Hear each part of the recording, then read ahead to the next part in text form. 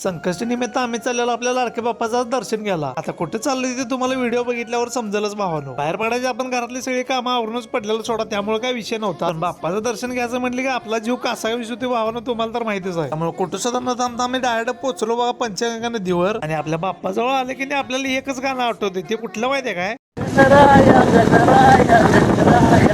5 मिनिटात म्हणजे आम्ही मंदिरात पोहोचलो. उंदीर मामाचं दर्शन घेऊन लागलंच निघालो बघा गणपती बाप्पाच्या दर्शनला. सकाळी लवकर आल्यामुळे गर्दी काय जास्त नव्हती सोडा, त्यामुळे दर्शन बाकी आमचं एक नंबर झालं. पाया पडून देवाला आता काय मागणं मागितलं असेल तुम्हाला तर माहितीच आहे. आपल्या बाप्पाला म्हटलं आमच्या आईला तेवढं लवकर बरं कर, म्हणजे पुढच्या वेळेला येताना आपल्या आई साहेबांना संकट घेऊन यायला बरं हो. बाप्पाचं दर्शन झालं मस्तपैकी प्रदक्षिणा मारली आणि थोडा वेळ म्हटलं आता जरा निवांत बसायचं, कारण इथं बसल्यावर एक वेगळीच पॉझिटिव्ह एनर्जी येते हो. थोडा वेळ निवांत बसवलं. आम्हाला आठवलं की रावल्याच्या गाडीचा नंबर प्लेट आणला, बजाजच्या शोरूमला जायचं आहे. त्यांना कसलाच नाही विचार करताना स्टार्टर मारला. नॉन स्टॉप म्हणजे रावल्याला म्हटलं डायरेक्ट आता शोरूमलाच घे. रावल्याला म्हटलं उन्हात आणा का चक्कर आखो पडणे का पहिला घर को जाने ना, नाही तो हमारा का तो पालखी होईंगा. रावल्या म्हणला 5 मिनिटात म्हणजे तुला शोरूमला नेतो. बोलल्यासारखं भावानं 5 मिनिटात आपल्याला शोरूमला आणला. पण इथं आल्यावर इधरच्या उधरच्या विनकी दमवा दमवी चालू होई. नंबर प्लेट हिंदी दिल्यात आणि ओलं मारून आम्हाला बाहेर आणायला सांगितले. त्यांना म्हटलं ऐसा का असते वय काम तुम्हाला ताप हमारे डोसके को ऐसा की आम्हाला जमता नाही असं म्हणल्याने रावल्याला घरापाशी आपल्या जवाहरनगर मध्ये कुठे तर लावून घेऊया म्हटलो आणि जाव्या घरला. रावल्या पण ओके मध्ये थँक्यू म्हटलं आणि आम्ही डायरेक्ट घराकडे निघालो बघा. आणि इथं आल्यावर भाऊ म्हटलं 5 मिनिटं बसा, तुम्हाला 8 मिनिटात नंबर प्लेट लावून देतो. तसं आपलं कायम दुष्काळ 36 महिने चालूच असते, त्यात काही वादच नाही. एक गोष्ट चांगली होती और 10 गोष्टी बऱ्या होत्या आम्हाला संकट, पण तसल्या आम्हाला सवय पडून गेल्या, त्यात काही विषय नाही. मग भावानं जे काय मटेरियल मागवलेलं ते सगळे घेऊन आलो आणि उन्हात आणा का रस्त्यावर बैठको नंबर प्लेट वत्ता लगाव को लिया. तवाच आम्हाला रावल्या का आत्मा थंड वया देखो झालं एकदा नंबर प्लेट बसवून.